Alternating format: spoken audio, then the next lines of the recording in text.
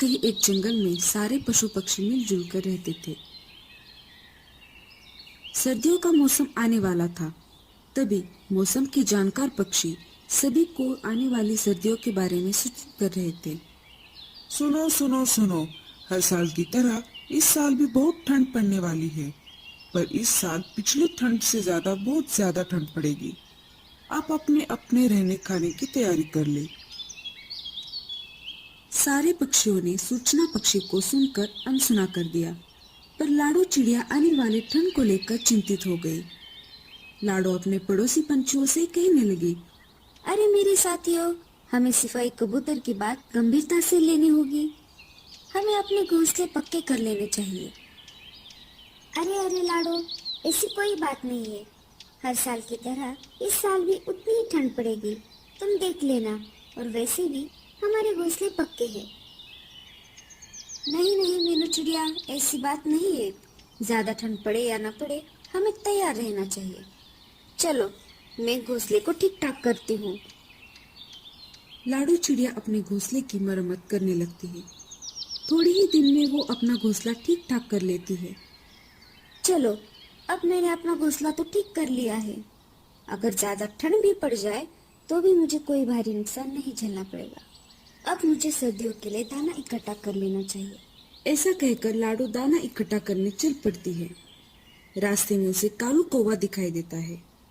अरे लाडो, कहाँ जा रही हो? लगता है बहुत जल्दी में हो। हाँ हाँ कौवे भैया, सर्दी आने वाली है ना कल, इसलिए मैं दाना इकट्ठा करने जा रही हूँ। इसमें कौन सी ऐसी बड़ी बात है? सर्दियाँ तो हर साल आती है। हाँ कौवे भैया, पर जंगल के सिपाही ने तो सूचना दी है ना, इस साल हर साल से ज्यादा ठंड पड़ेगी, इसलिए मैं सर्दियों की तैयारी में लगी हुई हूँ। मुझे लगता है कि आप भी सर्दियों की तैयारी कर ही लो। तुम अपना अपना काम देख लो, मुझे सिखाओ मत। मैं खुद का ध्यान रख सकता हूँ। ठीक है, मैं तो बस आपको सूचित कर रही थी, बाकी आपकी मर्जी। ऐसा कहकर लाडो चिड़िया वहां से चली जाती है। कुछ दिन गुजर गए। वैसा ही हुआ जैसा सिपाही बोलकर गया था।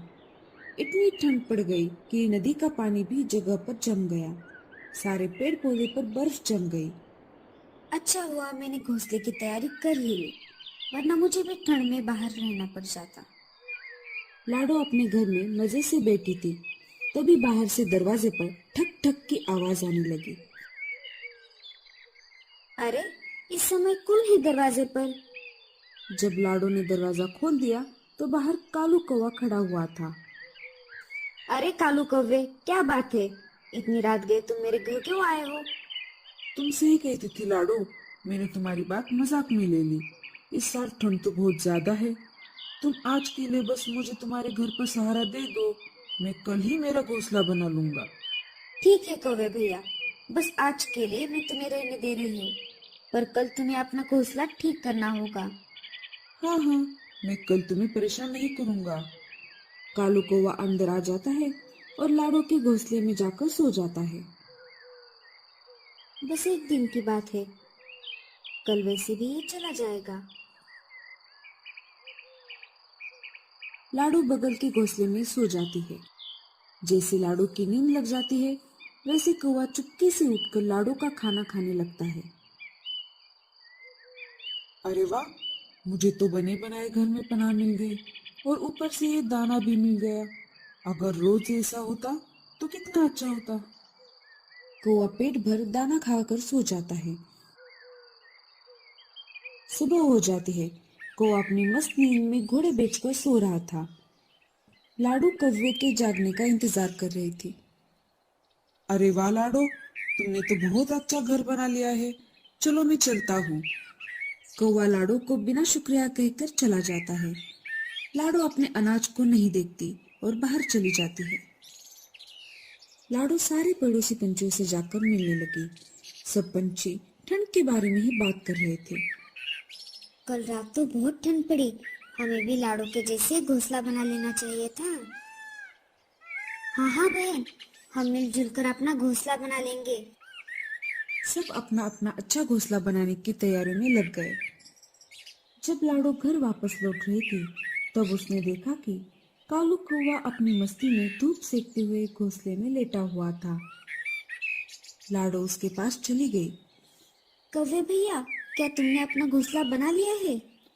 नहीं लाडो, मुझे जरूरत नहीं है। अगर कल सर्दी ज्यादा पड़ गई तो इसका मतलब ये नहीं कि आज भी ज्यादा ही पड़ेगी। तुम चले जाओ यहाँ से, मैं अपना अपना देख लूंगा। लाडो वहां से चली गई।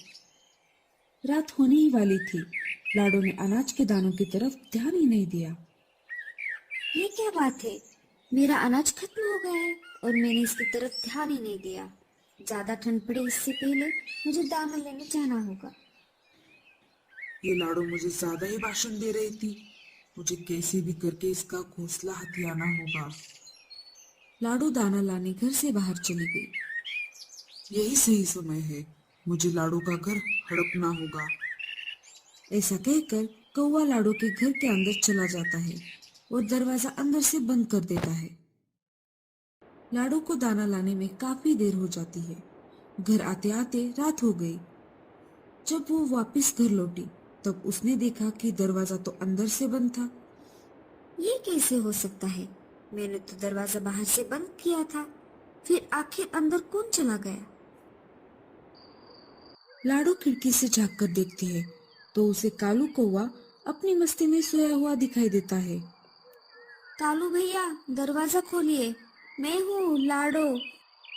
कालू ने लाडो की बातों को सुनकर भी अनसुना कर दिया। लाडो ने फिर से आवाज लगाई। कालू भैया, क्या आप मेरी बात को सुन पा रहे हो? बाहर बहुत ठंड है। इस कड़कड़ाती ठंड में मैं जम जाऊंगी। मुझे अंदर आने दो, हम दोनों मिलकर एक साथ रहेंगे। कौन? लाडो? मैं किसी लाडो को नहीं जानता और मैं अनजाने पंछियों को मेरे घोंसले में नहीं लेना चाहता। अरे कालू भैया, मैं हूँ लाडो, जिसने आपको कड़कड़ाते ठंड में अपने घोंसले में पनाह दी थी। क्या आप मुझे भूल गए?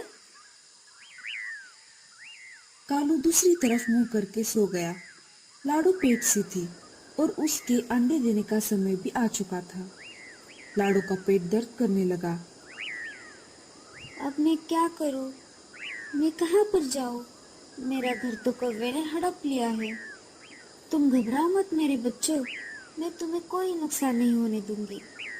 मैं ऐसा करती हूँ, मैं डॉक्टर तोते के पास चली जाती हूँ। मैं उनके अस्पताल में जाकर शरीक हो जाती हूँ। मेरा ठंड से बचाव भी होगा और उनके पास मेरा गुजारा भी होगा। लाडो कड़कड़ाते ठंड में डॉक्टर तोते के पास चली जाती है।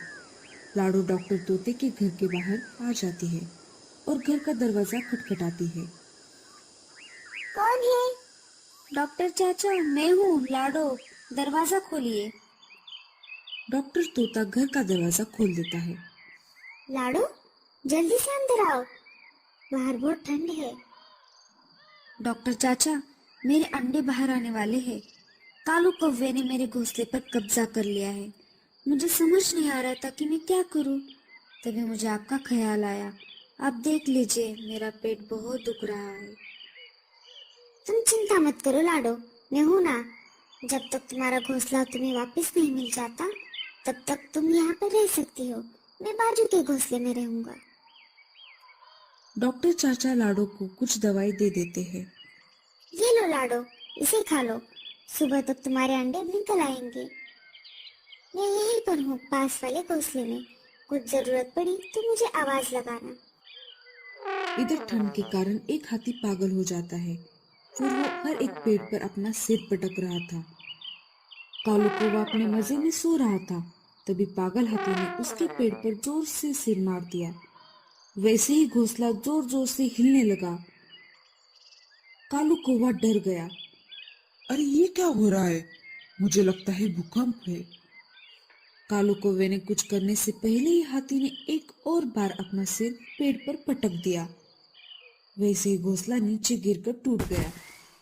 नीचे गिरने की वजह से कालू कौवे के पंख टूट गए और वो ठंड में बाहर आ गया।